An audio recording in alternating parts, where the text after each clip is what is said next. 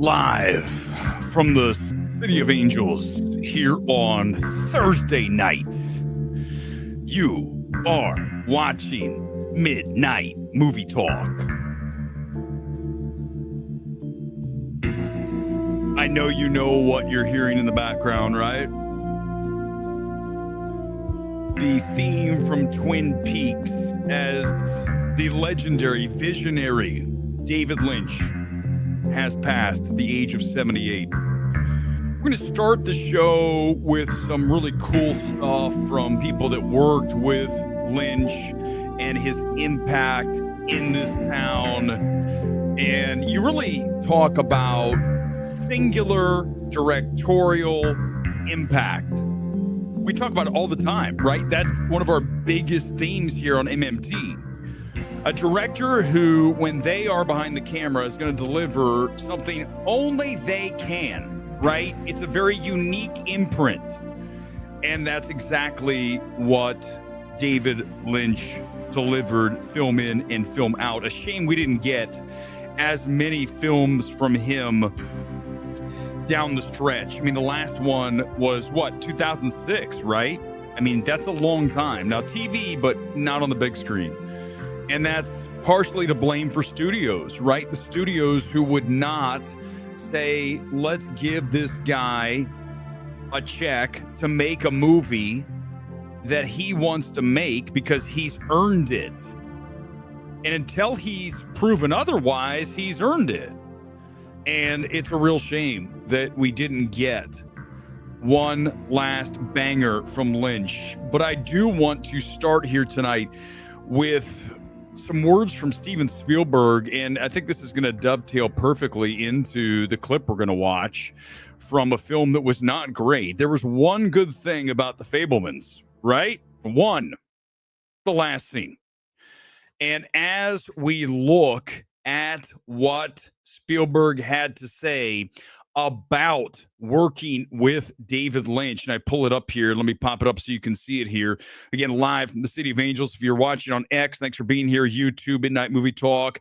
We are here across the universe on a Thursday night. A little bit of a down note to start, but then we'll go further down and discuss Wolfman. Oh, wow. And then we'll discuss PGA, BAFTA, WGA. It's going to be a big night. This is like a Sunday night show on a Thursday, so you're lucky. You lucked out here on MMT. Here's what Spielberg had to say about David Lynch. I love David's films. Blue Velvet, Mulholland Drive, Elephant Man defined him as a singular visionary dreamer who directed films that felt handmade. I got to know David when he played John Ford in The Fabelmans. We're going to watch it in a second, so just hang tight. Here was one of my heroes, David Lynch, playing one of my heroes. Surreal, seemed like a scene out of one of David's own movies. The world's going to miss such an original and unique voice. His films have already stood the test of time, and they always will. That scene in moments. I want to get to this too. Kyle MacLachlan saying 42 years ago, for reasons beyond my comprehension, David Lynch plucked me out of obscurity to star in his first and last big budget movie. He clearly saw something in me that even I didn't recognize. I owe my entire career and life really to his vision. What I saw in him was an enigmatic and intuitive man with a creative ocean bursting forth inside of him. He was in touch with something the rest of us wish we could get to. Our friendship blossomed on Blue Velvet and then Twin Peaks, and I always found him to be the most authentically alive person I ever met. Again, what words here tonight from some Hollywood greats about a visionary and singular directorial talent in David Lynch, and it will not be the same going forward. And again, I just bring it back to the fact that we didn't get an opportunity to see more films from him over the past roughly 20 years. It just didn't happen, and it should have. And what a shame, right? Absolute shame that we didn't get that. Here is that scene from Fabelmans as you, if you saw the film, know this is the only time that the Fabelmans became great. And it was at the end of the film. Here is how fucking great, right? There's your way to go out. Wasn't his film, but it was the only moment in The Fabelmans that rang badass. You're like, this is great stuff. As John Ford, we say goodbye tonight to David Lynch. And again, it really is. Listen, let me just put it up like this. Hollywood often makes mistakes in who they back, right? We see it happen so often where certain directors get carte blanche and you go, why? Why are you letting this director continue to do things after what they just did? And we talk about losing the fastball a lot. And we didn't even get a chance to watch David Lynch lose his fastball, right? We're watching Ridley Scott and Michael Mann lose the fastball, but we didn't even get an opportunity because of the fact that these studios at times, and trust me, this is coming from the guy who said you should never have given Ari Aster $35 million for Beau is Afraid. Well, I can tell you this. I trust David Lynch a hell of a lot more than Ari Aster because of the legacy. Ari Aster's not going to be talked about the same way that David Lynch will be. You'll be lucky if anyone remembers who he is other than Hereditary. But when you look at the kind of truly just singular director, Hollywood's got to be better in the creative mindset of letting these guys operate. Let them cook, as the kids say. And we didn't get to watch David Lynch cook on the big screen over the end of his career. He killed it with Mulholland Drive, and who could forget Laura Herring in the fonts that the film. Yeah, I mean, listen, when you just look across the board at Lynch and go back again, Eraserhead. When I was a kid, I remember Eraserhead distinctly. When you look at the films, they are so unique in each of their world that they're building, right? Even look at Dune, right? The version that he put forth and many people absolutely hammered.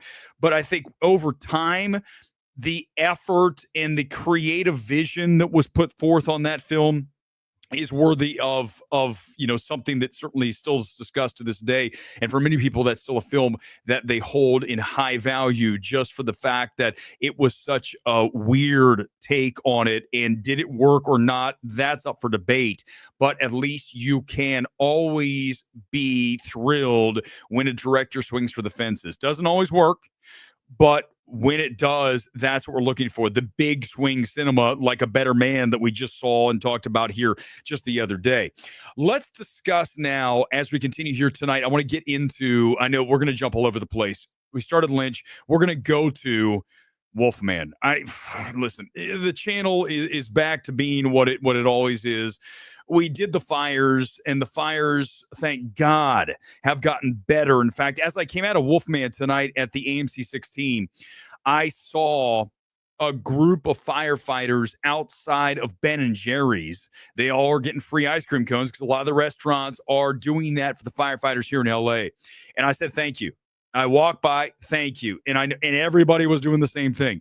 Thank you for your service. Thank you for trying to keep this city glued together. As we saw, it wasn't over the past week plus, and the disaster that was left behind in Pacific Palisades and in Altadena and in many spots throughout the Los Angeles area. But things are returning to normal as far as it's just not as intense as it was. And the winds are now not nearly where they were. So all in all, we're in a much better space, except for the people who lost everything. Obviously, that'll never change. That was something that will forever be part of Los Angeles, what happened here with those fires. But it is time for the MMT evaluation as we get ready for Wolfman. This is Blumhouse. This is Lee Wannell, who gave us The Invisible Man, an upgrade. Upgrade's a good film. I really like that film. Invisible Man, not a fan at all. We'll discuss that in a moment. First, let's get a touch and a taste of Wolfman, and then get ready for the MMT evaluation, as always, live.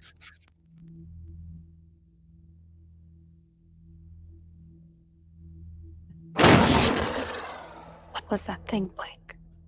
It sounded like an animal. But I swear to God, It was standing on 2 feet. Daddy, are we gonna die? No, it's my job to protect you.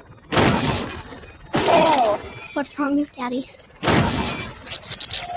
He got sick. Please, Dad, you're scaring me! Please, stop!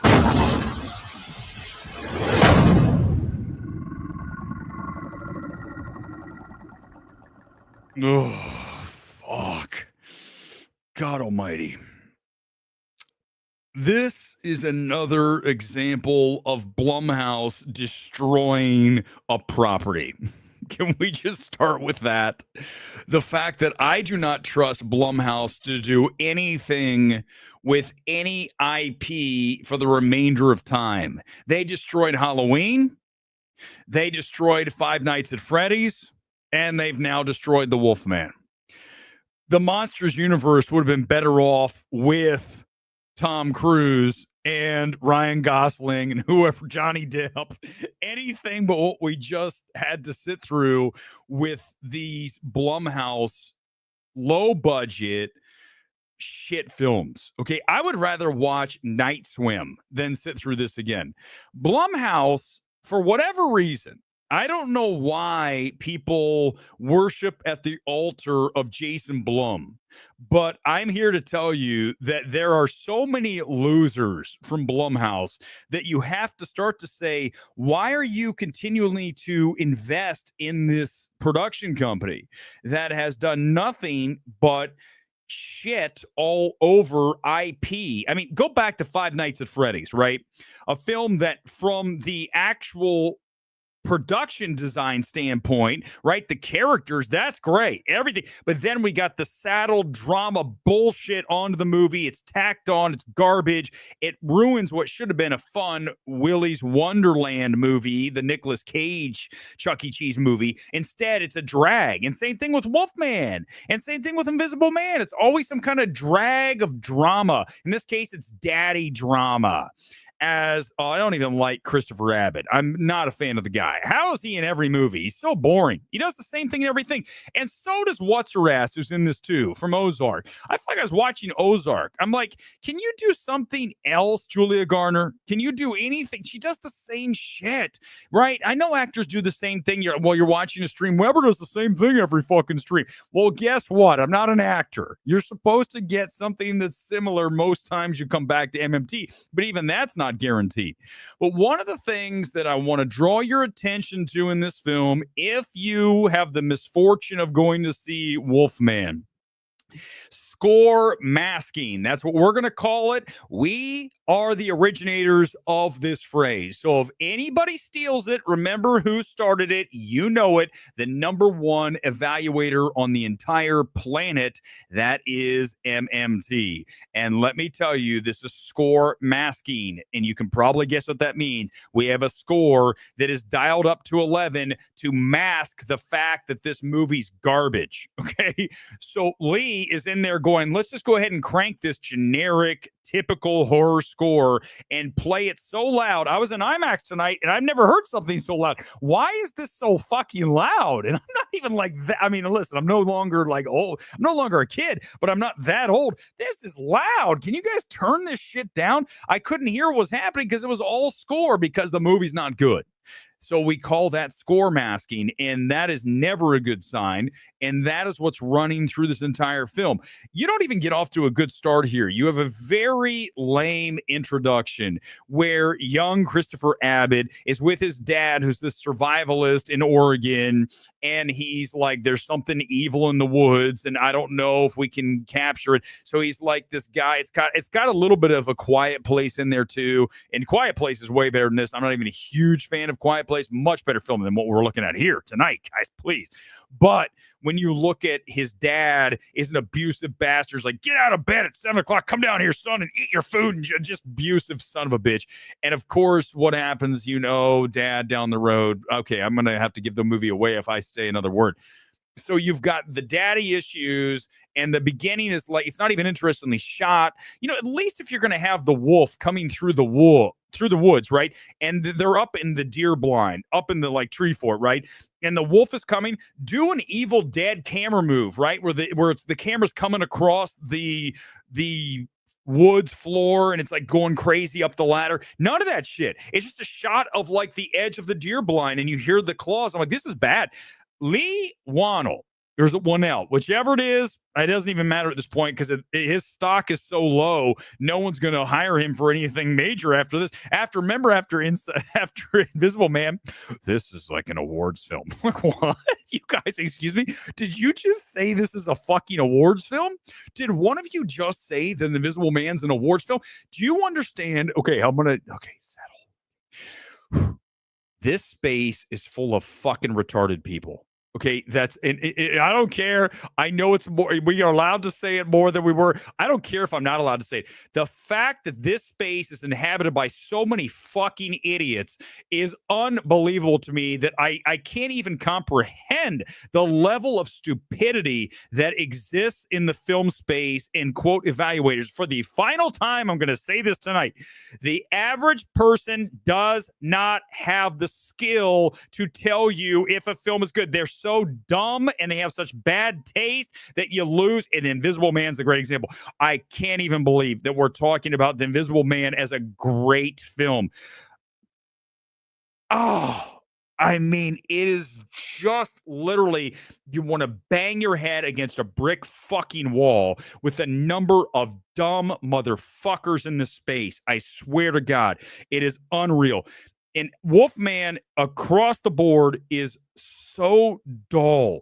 I'm not kidding you. I saw multiple people on their phones in Burbank. That never happens in Burbank because Burbank is cinephilic. They love the movies. They had their phones out. They're like, this is what, how longer to, I swear to God, it was like 1/8 full. And the people that were there, at least 10 different people had their phones out at one time or another because the movie is such a slog. And the character choices are absurd. He's turning into Wolfman and Julia Gardner and the daughter who's like, I still love my daddy, even though he's a fucking wolf and he's going to rip my throat out. I still love you. And it's got, it's trying to do the fly thing and all. Dude, it's bad. This film is typical January dreck. Last year from Blumhouse, we got Night Swim. This year we get Wolfman, and it is an 18%. That is very bad, okay? It's not single digits because it's about an hour and 35 minutes. But aside from the runtime not being over punishing, I will tell you that this film is not worth your visit to the multiplex by any stretch of the imagination. So there we go. Do you think Gosling dodged a bullet or would have made a better film for Wolfman? Anything would be better than what we got. That's what, listen, that's what we're talking about when we get back to that point about Blumhouse nuking these properties. You are giving Jason and his production outfit these IP. You go back and you look at Halloween. Okay. Halloween Ends is one of the biggest atrocities to ever be committed against a cinematic IP. When you look at what happened with Jason and Corey and Double Killers, and I'm telling you, I think Jason Blum might be, I've talked about certainly Sean Baker. Jason Blum is one of the biggest frauds in Hollywood. And go ahead, clip it, send it to Jason. I don't give a shit. Jason, you have repeatedly destroyed IP.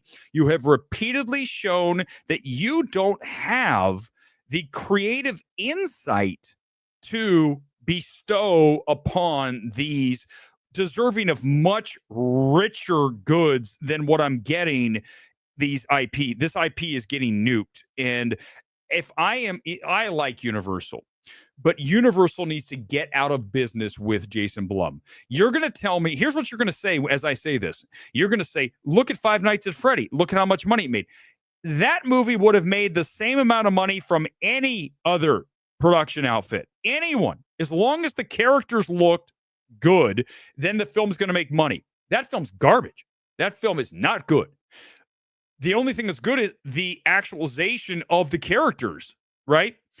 But if you give that to somebody else who is more full of a fun vibe, that film's going to be awesome. It's going to be a blast. Jason Blum is not good for this town. Okay. This is why I don't get invited to anything, because Jason Blum has power in this town. I'm here to tell you that until he shows me something that is great, and I don't even, it's going to take me a long time to figure out what the fuck that is, then like I said, it's 100% valid. Yeah, of course he is, right? Listen, our script's better than anything that Blumhouse has ever put out. Anything. Name a film, any film that Blumhouse has been attached to, the script that we wrote is better than what they did. Okay, that's how bad this film is. I can't stand going to the movies in January. I like it for, okay, let me say this. I'll walk that back a slight bit. I like going in January because there's no one there. No one goes to the movies in January, right? Everyone knows these movies are not great. So you're not going to go see Wolfman or Den of Thieves 2 or whatever next week is that I have to suffer through.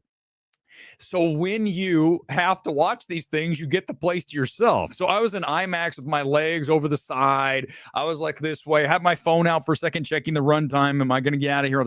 This is a bad film. Okay. So I do enjoy having lots of space to stretch out in the IMAX theater. But other than that, I do not like January whatsoever. Any other comments here on Wolfman before we go to BAFTA? The BAFTA EEA, what is it? EE something BAFTAs? I don't understand. Is it sponsored by EE or some shit? I don't know. I'm not English. Okay. I do have my Man United jersey on tonight, though, my football kit of Manchester United, who won today 3-1. They better win. They beat Southampton, the shittiest team in the Premier League. You better win that one. So we went with that. But aside from that, I don't know why it's the EE BAFTAs. What is EE? Electricity, energy? I have no idea. Okay, let's talk about BAFTAs. We didn't do this last night because I was bored. I was lazy as fuck. I'm here tonight to talk about the BAFTAs. Let it go. Stands for Extra English. Is that like a drink? I don't know what that is. But here we go. BAFTAs nominees analysis. Thank you, those of you in the UK helping me out here. I am thrilled because, listen, here's the one thing I'll say about BAFTA. You've got 5 nominees for Best Film. It's not like the Oscars. You get 10 Best Pictures. You get 5 Best Film. Okay, so these are the 5 films that have the best chance to win Best Picture, right? If you're not here in the 5 BAFTA, the chances of winning Best Picture are essentially 0. Very, very low. Why am I thrilled? Because a film that I called the best, one of the 3 best for sure, best directed films of 2024 is, help me out, everybody, A Complete Unknown. And what's there? A Complete Unknown. I tried to tell you guys it's one of the best films of the year. I tried to tell you that Mangold directed the shit out of it. I tried to tell you that Chalamet gives his best performance. And some of you are like, nah, okay, well, guess what? It's in the 5. And I also said that Mangold deserves to be in director. He got DGA, didn't he? Weber knows what he's talking about, okay? Don't ever forget that shit, okay? I know I just hammered 99% of the people in the film space who are completely fucking clueless, because I'm not. And that's why I'm going to bash them, because they're bad. Why would I not bash someone who's bad? I'm not going to bash someone who's good, right? I'm not going to hammer Grace Randolph. I hammer because she's not good. I hammer because she reads from a teleprompter. If she was good, I wouldn't talk about her. If Fantasy was actually worth his value that you guys give him, I wouldn't hammer him. He's not. So you see what I'm saying? Do you notice the people I don't hammer? Those are the people we need to watch. Those people we need to pay attention to. Everyone else is pretty much deserves to be whacked with the mallet of awfulness, because they are awful. Honora's here. Fuck that movie. I don't care. I don't want to talk about it. Conclave, overrated film. Amelia Perez. It's going to get in. It doesn't matter, guys. I know you don't like it. I didn't watch it. I probably will watch it for the Oscars because you all say it's bad. You all hate it. So I'll watch it. And I'll be fair. If I liked it, even though I hate Netflix and you know how I feel about watching their films, if it's good and I liked it, I will say it's good. I will not stop myself and say, I'm not going to alter what you guys know that. And then The Brutalist. The Brutalist is going to win Best Picture. I've said it multiple times. Brutalist is going to win. I said that when I came out. Okay. And if it happens to be a Nora, I swear to God, it's going to be bad. I'm going to go off on the stream for a very, very long time. It might be an hour of screaming. Adapted screenplay, Complete Unknown, Conclave, Perez, Nickel Boys, Sing Sing. And then you look at, let's go, these are alphabetical, so we're going to get to original screenplay in a minute. No surprise there, really. I think when you look at the adapted screenplay space, it's going to be hard to beat Conclave, is my guess. Even though I would take Complete Unknown, I think Conclave is going to end up winning Oscar. When you look at casting, interesting, I like to see a casting category, Complete Unknown, Anora, Conclave, Kneecap, and The Apprentice. I did not watch Kneecap. I've heard good things. I will watch it before the BAFTAs because that's one of the few films I have not watched from this award season that seems to be getting some love. I know it's at BAFTA, but still, I've heard interesting things. I'll probably check it out. The Apprentice, awesome. Love it because you have Jeremy Strong and you have Sebastian Stan, too. Fantastic performances, and they both show up here. How great is that? They're so good. I said that when I came out. I told you guys. What did I say about Sebastian Stan? He killed it. You guys, oh, no. Oh, yeah, he did. Yeah, he did. Look who's showing up all of a sudden. So you watch all these awards whisper, awards nerd, Brian Rowe, the fucking loser. Oh, my God, that guy. Every time he tweets, it's the most boring shit. Why do you watch that guy? He's like, ooh, I say the most, he says the dumbest shit that's the most banal, nothing interesting. Nothing he says is interesting. And you watch him. He's like, well, I think that this is good. Maybe shut up. You're so dull. I'd rather watch paint dry, literally. Yes, the proverbial paint dry. You're more interesting than you. The awards clown, whoever you are. Sorry, I'm allowed to hammer these people. They're not good. You guys what? They guys tens of thousands of views. Bad. Oh, Weber's being mean. Too fucking bad. I'll do what I want to do. I'm not worried about it. Probably why the channel will always be niche, because Weber attacks the audience. It's what it is. I don't know what to tell you. I'm not going to change. Nosferatu's here, no surprise. Emilia Perez, Dune, and Brutalist for cinematography, along with Conclave. I would have liked to see Nickel Boys here. It's not. I would put Nickel Boys in over Conclave. I'm not saying Conclave doesn't. It's there. It's not. For me, it's Brutalist, followed by. Hey, listen, I don't like Nosferatu, but I mean the stuff's framed pretty well. I would put Complete Unknown in here for sure. ASC did. So that's the American Society of Cinematographers. So they saw it. They see what Weber saw. Thank you, cinematographer. Why is it that the guilds who know all the shit follow what I say? Why? Wonder why that is. That's so weird. Why would the DGA, the Directors Guild, put James Mangold in? Well, that's weird. Didn't I say? It's weird. It's almost like Weber really knows what he's fucking talking about. And weird, isn't it weird? He also said that the cinematography in A Complete Unknown, and weird, ASC, the group consists solely of cinematographers, said that's one of the best. That's weird. Why is Weber? I can't figure it out. Why is he able to put his finger on all this shit? He must be good. I don't know. Something weird going on there. It's every time. It's every fucking time. Except for Anora, because it's idiots. I'm right about Anora, 100%. Director, Baker, Berger, Denis, Jacques Audiard, I don't know how I think it's how you say it, Courbet, and then Forjat for The Substance. Love seeing it. By the way, I love how they have 6 because we can get a woman in there, right? You know they did. Even though Forjat belongs there, period, they say, well, we have 5 white guys. We got to let's just add a 6th that we can make it. We'll bring in. Why don't you just make her part of it and kick someone out? Get rid of Conclave. Get rid of Berger. It's fine. It's not that great. It's fine. It's not. You shouldn't all be freaking out about it. Editing: Anora, Conclave, Dune, Perez, and Kneecap. They like Kneecap. It's a British film. It's an Irish film, right? Let's go to leading actor, Chalamet. Love seeing him here. He deserves to be here. Ray Fine, Hugh Grant.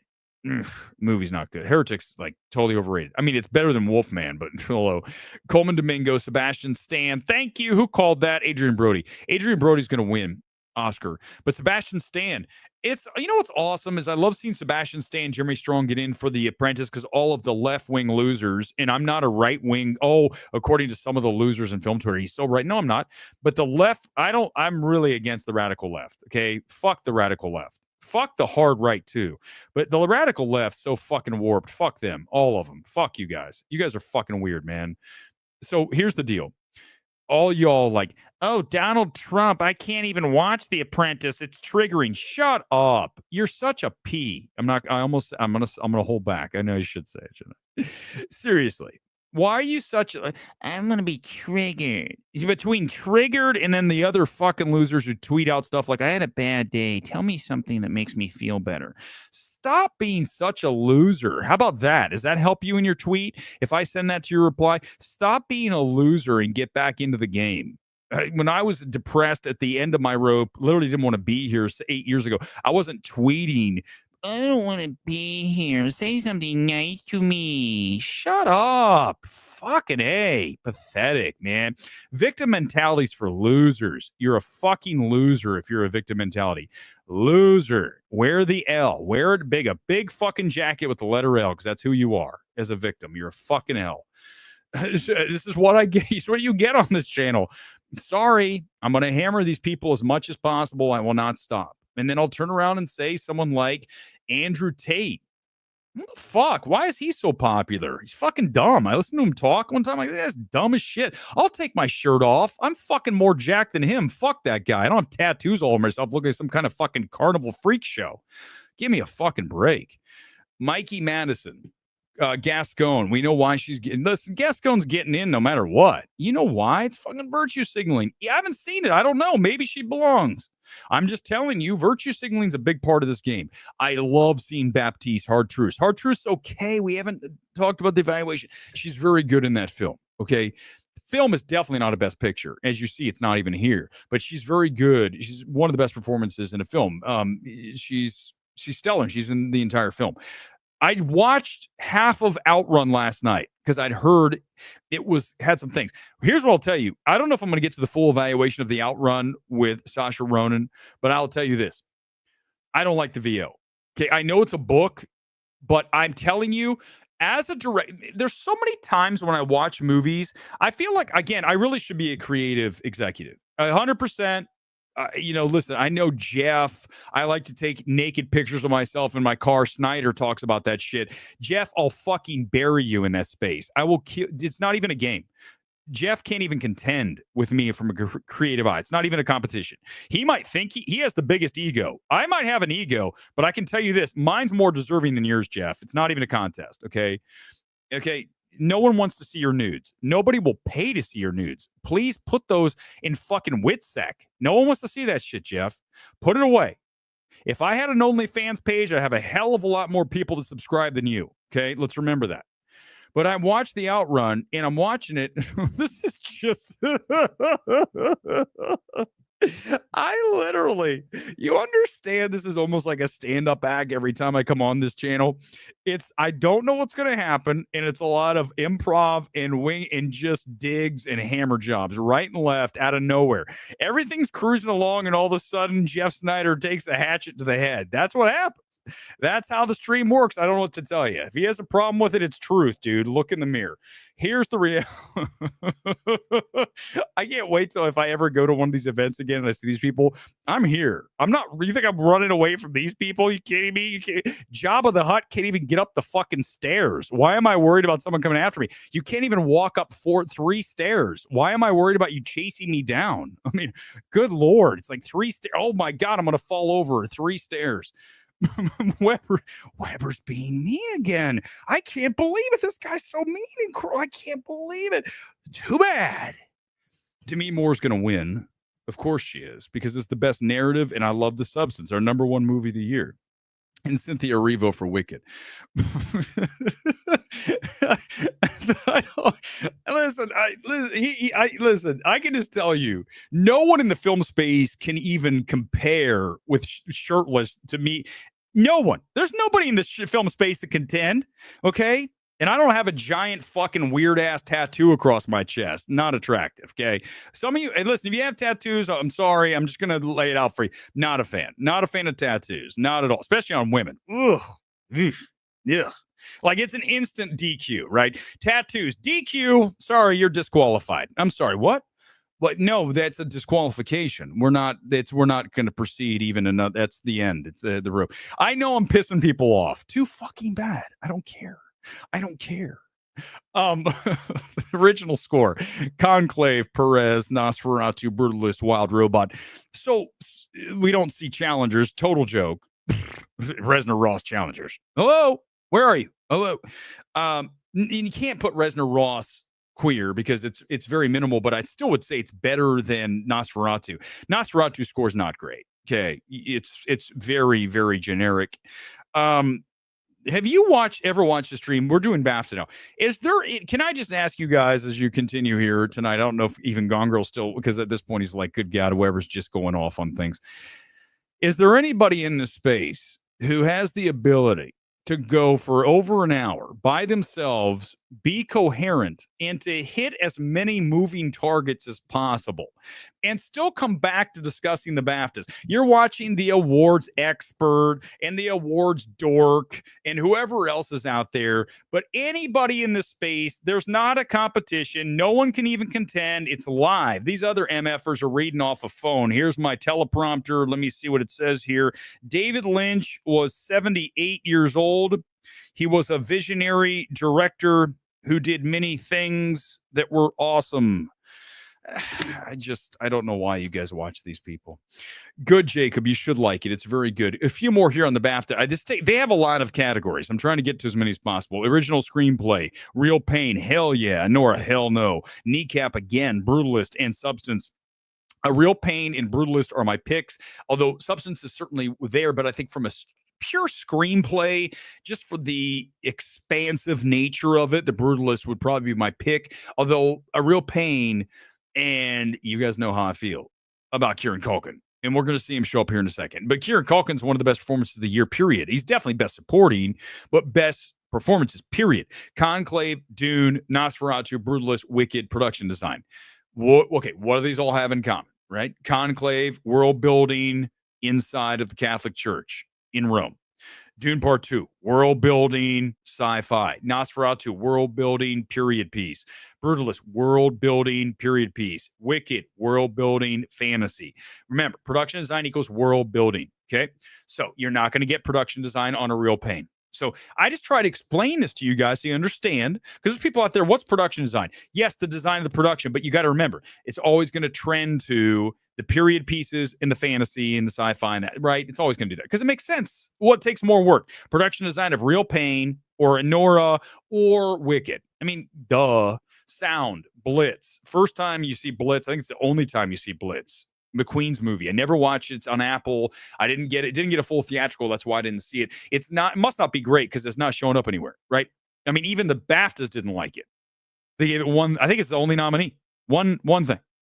Dune, Gladiator 2, Substance, hell yeah. Sound for sure. And Wicked. Yeah, I mean, listen, Wicked's a great accomplishment as a adapted property. It's so impressive from the stage musical to what Chu did. Whether you love the film or not, production design, you cannot argue. Visual effects, Better Man.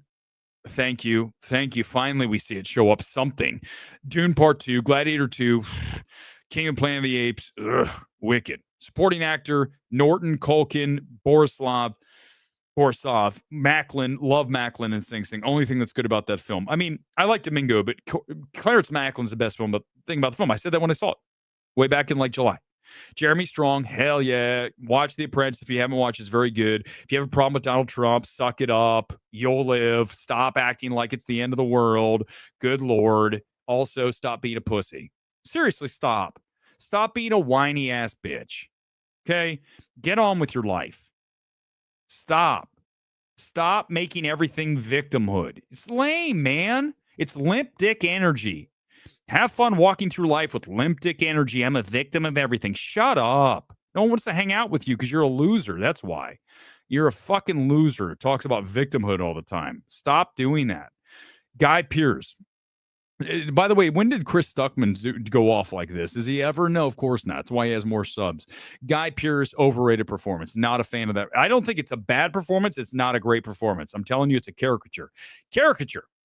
It's not good. The way he's got that. I got to see if I can do the accent. Come over here. I'm going to have you do my blinds. I don't know what it's something. It's like a Southern kind of rich guy. It's not. It's bad. Or no, it's not great. Rossellini, Conclave, Gomez, Perez, Saldana Perez, Felicity Jones, Brutalist, Jamie Lee Curtis, Last Showgirl, and then Ariana Grande, Wicked. It's a bad year supporting actress when this is all we have. It really is. I kind of struggle to even think who I'd put in there. I mean, I haven't seen Amelia Perez, so I can't even answer. But as far as the rest of these, damn man, Kieran Culkin's winning supporting. There's no question about it. Ronan is a good actress. I don't believe she's been a good enough film to receive awards buzz. I mean, you go back and you look at Brooklyn. I mean, that got some attention. And you look at Little Women, right? And you look at this film. I talked about Outrun. So just quickly on Outrun, when I watched the first half, I don't even know if I'm going to watch the second half. I love the grounded nature of it, right? It's about a woman rebuilding her life who has major addiction problems, okay? Her getting sober. And when I watch the film, I like the elements, but I understand it's a book, right? So the adaptation, so they have VO, they have her narrating it, and I don't like it. As soon as it broke, I'm watching the movie and I'm kind of into it, and then all of a sudden the narration. It's weird how directorial choices will ruin a film, okay? So I would prefer to watch a film that always, remember this, I want my film to be stripped out. I want my film to have very little score, unless it's part of the film, like substance, right? That needs to be there. But I want my film to have the drama showcased without having this drippy, syrupy score on top of it. Go back and look at Wolfman. Bad film, and it's masked by that score that's not great either. And then that's because you're trying to, again, imagine you're having your rice cake and you're throwing a whole bunch of peanut butter and chocolate on top of it because it's a fucking rice cake. That's what we're dealing with. We're dealing with a rice cake of a film. So certainly in Wolfman. But when you look at Outrun, you got the VO, and I'm like, I don't want her narrating. I don't like it. There's a better way to tell the story. And there's also stuff like in her mind that comes through is like when Ireland or when Scotland was invaded, and it changes aspect ratio and it brings up old footage. Bad. It's not well directed. Outrun is not well directed. I'm not saying it's bad. It's not well directed. I would say at very best, marginally directed at best. Female director, don't care. Didn't matter. That doesn't matter. I turned around and say Forja. Look at Rose Glass, better direction in Love Lies Bleeding this year. When you look at, I don't care if a woman directed a film. I'll still attack the shit out of it. Okay. Conversely, I'm going to praise a film if it's directed by a woman or a man. It doesn't matter. Doesn't matter. Outrun's is very much of, if I watch that film as here's our next director, I'd say we're not going to pick this director. She's okay. Not good enough. Now, Rose Glass, get her on the phone. Charlotte Wells, get her on the phone. Farja, get her on the phone. Not whoever the fuck directed the Outrun, right? She directed a Netflix movie a few years ago and something else before that. But it's not bad. It's just not, the talent's not there. Right? You guys understand. There's like direction that's just okay. It's fine, right? Mid plus. I'm looking for direction that's singular. Back to Lynch off the top. Singular directorial imprint. Very rare. When you find it, that's who you double down on. That's who you get for your film. And you look at a director who has singular directorial imprint. I would even use someone like a Chloe Zhao, right? And this is a great example. Chloe Zhao, when you watch The Rider, when you watch Nomadland, you see that filmmaker. When you watch Eternals, watch out. What? You see moments of it. But remember, when you work for the machine, you're not going to be able to do what you want to do. If I was doing a stream for Deadline, Variety, THR, the Wrap, I wouldn't want to be on their thing because no one reads the Wrap, so who's going to watch anything from the Wrap? I mean, you know what I'm saying? So the Wrap's not an option. But the other three, if I was to work for THR, I couldn't do it. Do you understand? They would put constraints on me. I wouldn't be able to attack Jabba the Hutt getting up 3 feet of stairs at the cinema. I wouldn't be able to do, you see what I'm saying? This is what makes whether you like it or not, it's what we do. So what my point is that I'm not going to go work for Variety, THR, Deadline because I'm going to be put in handcuffs, and I'm not going to be put in fucking handcuffs. So I'm going to do my own thing, and it'll always be that way. So when you look at Chloe Zhao, she's put in handcuffs, the Marvel MCU handcuffs behind your back, ma'am. And you can see it. I want my director to give me the best that they do creatively and allow them the freedom to do it. But I have to also know that the screenplay that they're going to be working from is at least medium accessible, at least sort of accessible to me. I love a weird fucking movie. Substance is a weird out there film, right? But still, again, we talk about Substance. What does it have? At its core, it has the theme of losing your feeling of resonance and impact over time and aging and ageism and just wanting to still be relevant and losing it and do I still matter in society? That is important. That's awesome. That's the heart of the substance, right? I'll do anything to stay young and stay relevant. That's what we're looking for, right? Jason, the best films are dropped into narrative and performances look and feel like something you would see in reality. Well, look, what am I going to talk about? Tar. Okay. Most recent masterpiece example of this, right? Everyone believed Lydia Tarr was a real person, based on a real person, because that film is so real. That's every film I want to watch. You know, a film that I didn't get to in my top 10 this year that I think I see in the best, let me see the best British films. I believe it got into the best British film here. And I want to talk about it for a moment because I mentioned it, you know, when we saw it months ago, but it just never really got much traction. It's Bird. Okay. Bird is a very good film. And it did get a nomination for Best British Film here somewhere. Let me see if I can find the category. I'm looking. Original Screenplay. Here it is. Outstanding British Film. Okay, there it is. There it is. It says Bird. You guys see it? Let me pop it up. So Bird's right there. Andrea Arnold has made cool films in the past, and she made one this past year in Bird. And no one, it was a movie film, didn't get a big release. You need to watch Bird. It's got some fantasy elements to it without question. I love her filmmaking. And this is what we're talking about, Jason, that grounded, like raw London working class. Oh man, this is what I like. Now there is that fantasy element that's thrown on the film that some of you are maybe not going to like, but I want you to pay attention to the filmmaking, the raw cinema verite. That's what we're looking for. That's what I want to watch. Okay. Bird is a great example of that. Those are the films I want to watch. Okay. And so those are the films I'm largely going to recommend. Okay. That doesn't mean I can't come out of Wicked and say, wow, but I like a film that is very raw, stripped down, again, dialogue driven, and, you know, mature. Okay. I'm no longer a 15-year-old kid, even though I can still enjoy a movie like Five Nights at Freddy if it was fun, which it's not. Willy's Wonderland. That's a good film, right? That's Nicolas Cage. Goofy goes in there and attacks him, and it's like typical nutty Nicolas Cage performance. That's fun. Five Nights at Freddy isn't. So I know how to still inhabit a 15-year-old body, right? I just go, okay, I guess I'll just go back and revert to what it was like to watch, you know, something when I was a kid like Lost Boys. But it still has to, now, if you ask me what do I want to watch, of course I want to watch something that's more grounded and more mature and more adult, right? And usually during an award season, we get those things. So that's a positive, you know, but now that we're out of award season, good fucking luck, bro. All right, let's get a few more here. Let me see. I think we did BAFTAs. Let's do PGA because that's a biggie. PGA, let me explain PGA, Producers Guild of America. And this is very important to talk about PGAs because PGAs are the real indicator of what 10 films are going to get nominated for Best Picture. If you get a PGA nomination, the chances of you landing a Best Picture are in the 90%, okay? Somewhere 90% plus. Last year, all 10 PGAs were your 10 Best Picture.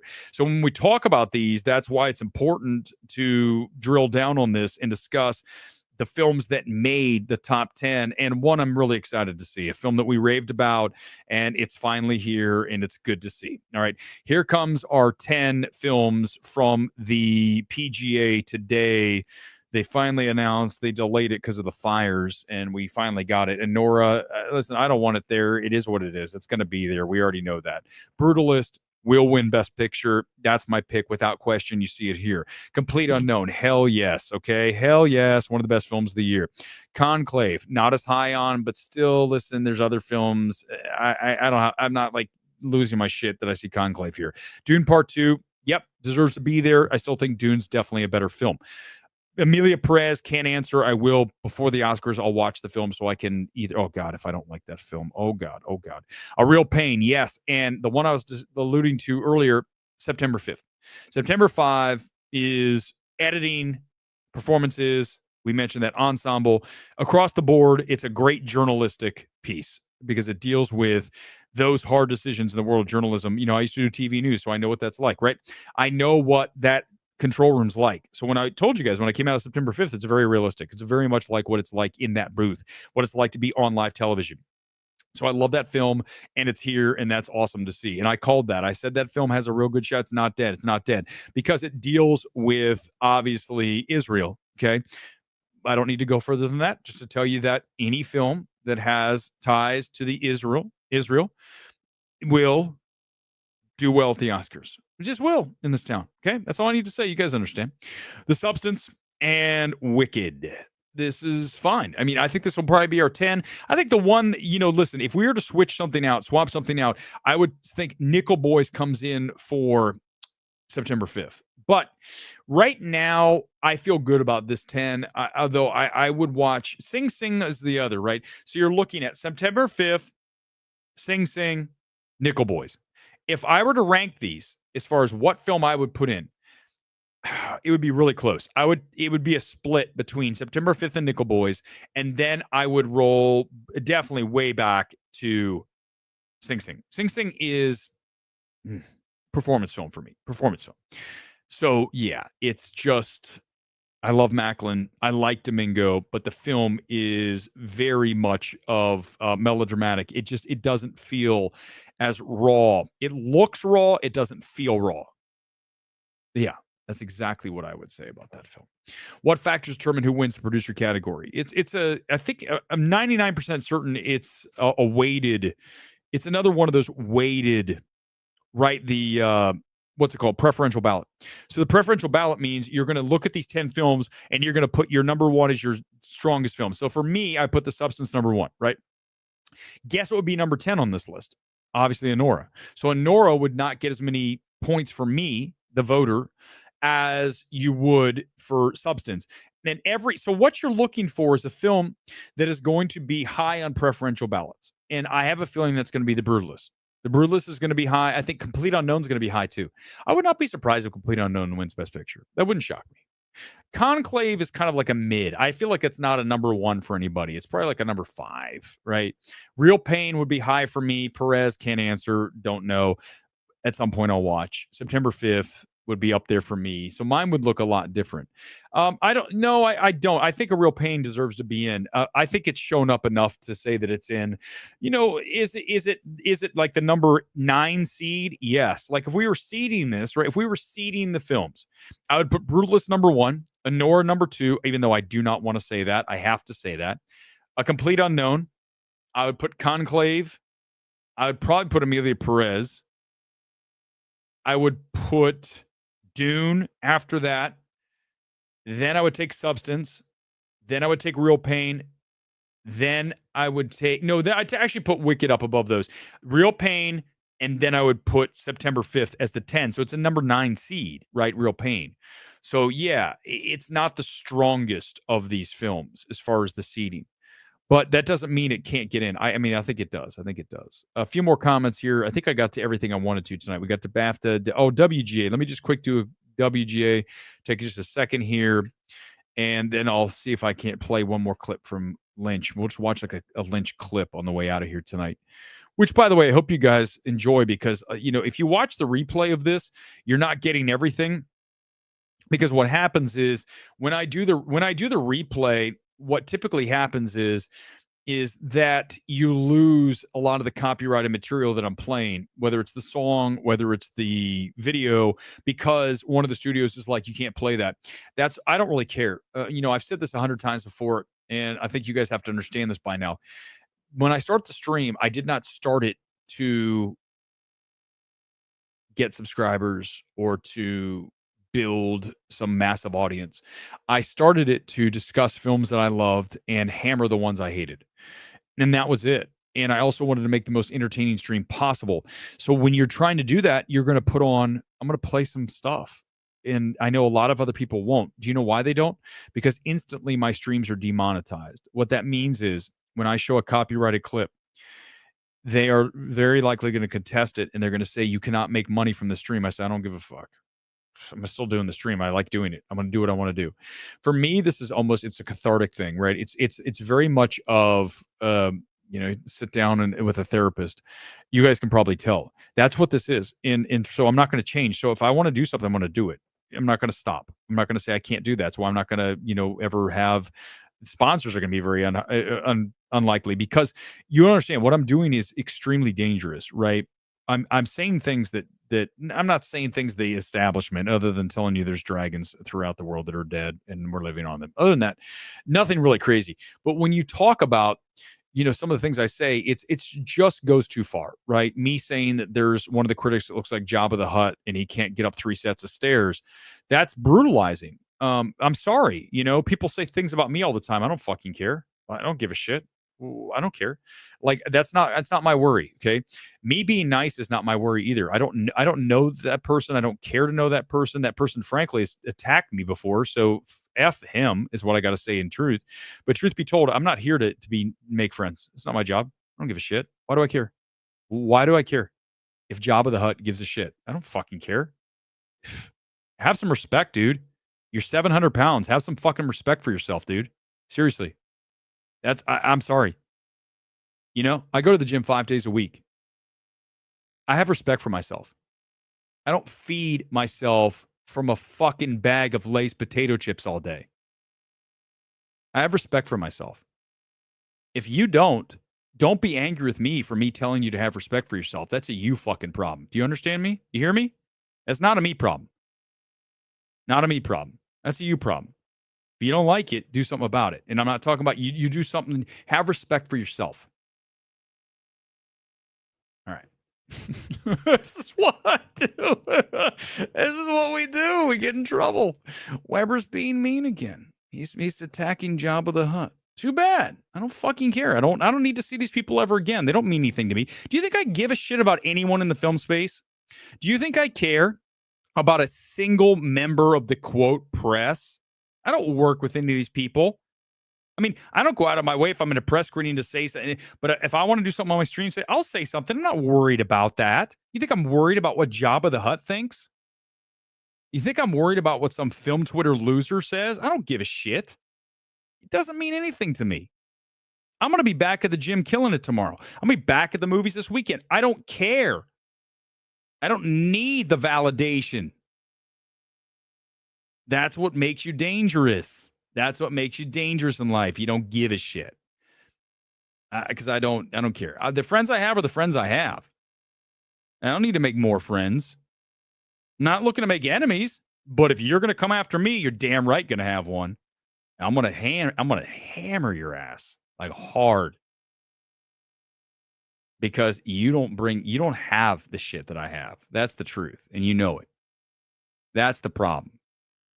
What I think is also so funny, the people go, oh, Weber this, Weber that. Let me explain something to you. You know the one thing they never say? They never say, he's not good.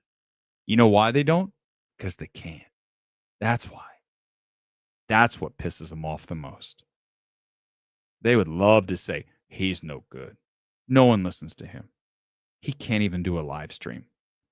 Why is he even bothering? They can't say any of that. All they can do is just resort back to, he's mean. Look at him. He's trying to look like Robert Downey Jr. I told you I was trying to look like Johnny Depp when I added the goatee 5 years ago, and it didn't work out. Everyone says I look like Iron Man. Fuck that. I want to look like Johnny Depp in Pirates of the Caribbean. So it's a fail. So what are you talking about? You don't know shit. Here we go. I'm telling you, Netflix should really give me like an hour-long comedy special where I just bash film Twitter people. It would be great. I would come up with some material. It would be very much raw, just stream of thought shit like you're watching tonight, but it would be amazing. I would just start picking on there's so many people in the film space you can just make fun of. They're just like, it's like one after the other. In fact, I told you guys, anytime I walk into a critic screening, I walk in, I look around and I go, holy shit, the hooker market is going to be booming tonight because these motherfuckers aren't getting laid by anybody. Every fucking time. I'm like, damn, man. Damn. Original screenplay, A Real Pain, Honora, Challengers, Civil War, My Old Ass. Remember this. A number of films were not eligible. WGA has these rules that are like, these films are eligible if you're not a member of the WGA. So just know that Civil War,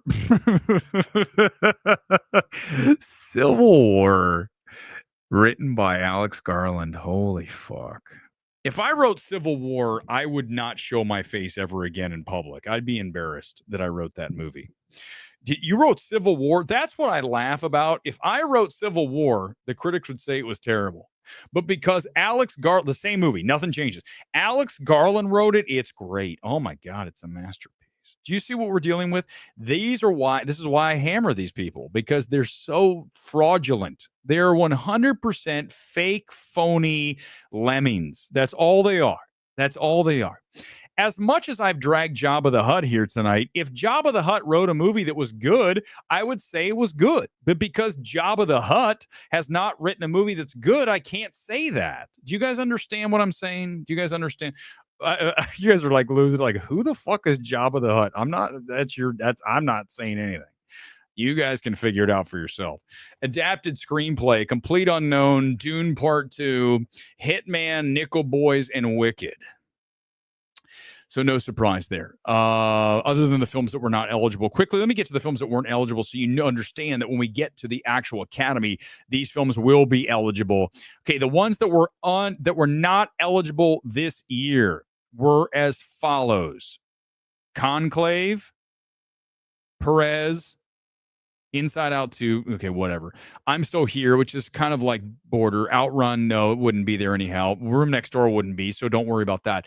Among the original screenplays, Brutalist, hello, that will be there. Diddy. Oh my God, are you fucking kidding me?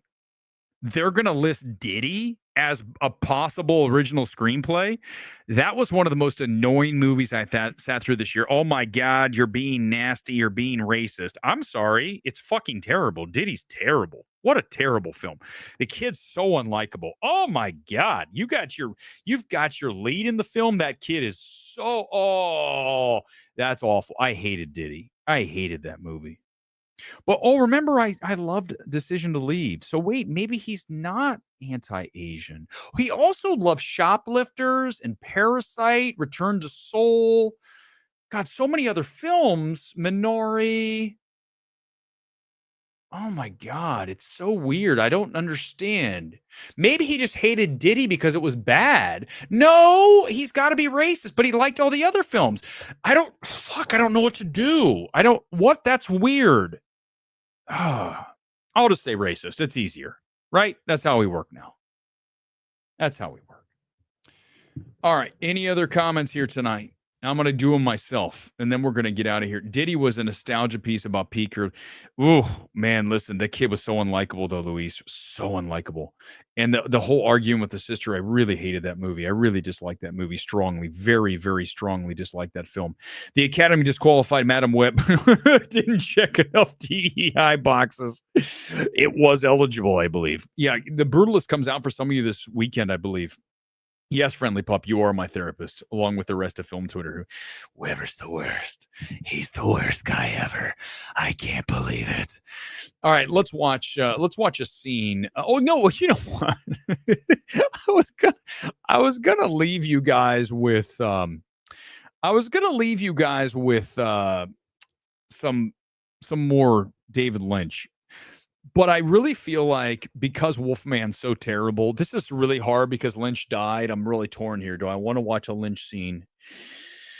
Or I want to watch, listen, Universal shows us what Wolfman transitions to. Do you want to watch Wolfman? I'll rate quickly in the comments. Do you want to watch a Lynch scene, or do you want to watch Wolfman transition into Wolfman in the abysmal Wolfman? Which one do you want to watch?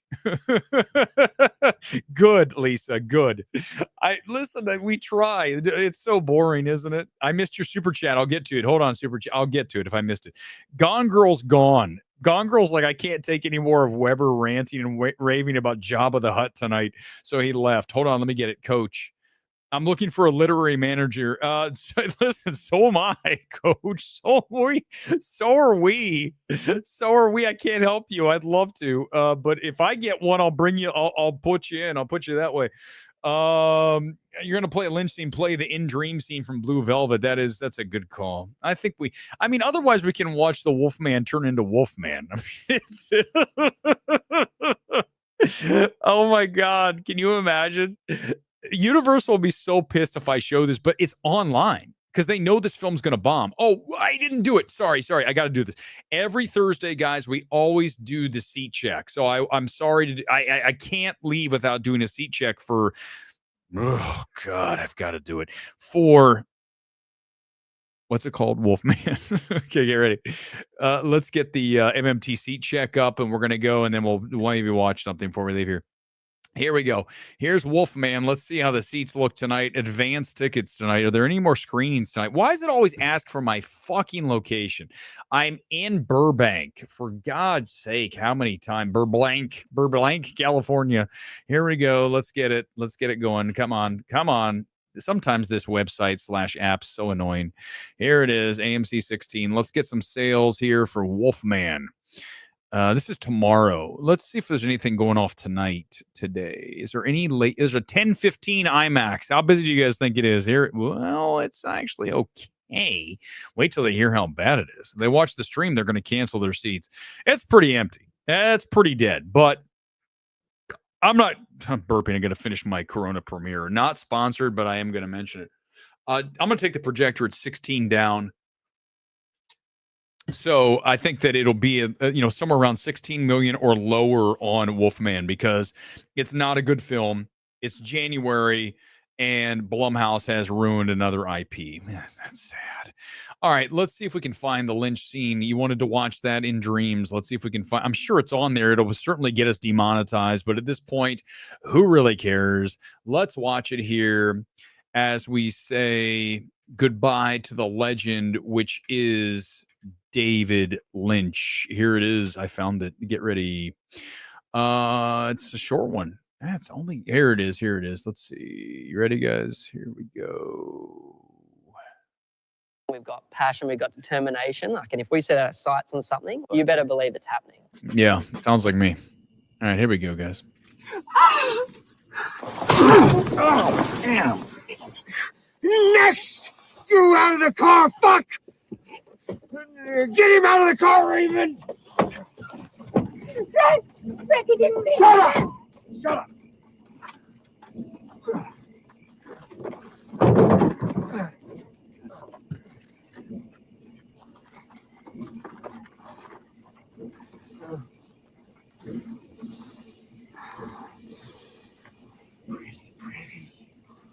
Pretty.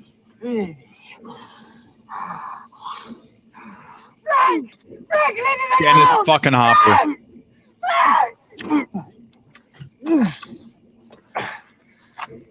Oh, candy colored clown. You're fucking lucky to be alive. Candy colored clown, they call us Sandman. Tiptoes to my room every night. Just as sprinkle stardust and to whisper, go to sleep. Everything Candy colored is clown. alright. I close my eyes, then I drift away. Don't be a good neighbor to her. Into the magic night. I'll send you a love letter. I softly say, Straight from my heart, fucker. "Oh, silent You know what a love letter is? It's a bullet from a fucking gun, fucker. You receive a love letter from me, you're fucked forever. You understand, fuck? I'll send you straight to hell, fucker. I walk with you. Walk with Dreams I talk In dreams, to you. I talk to you. In dreams, you're mine. Oh.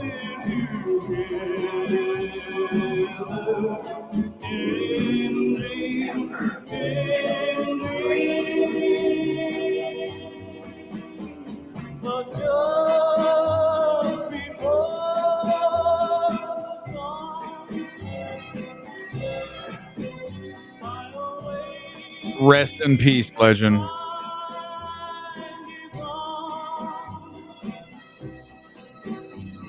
can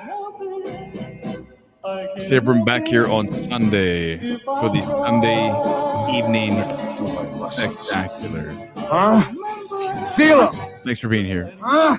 You like that? Hold him tight for me.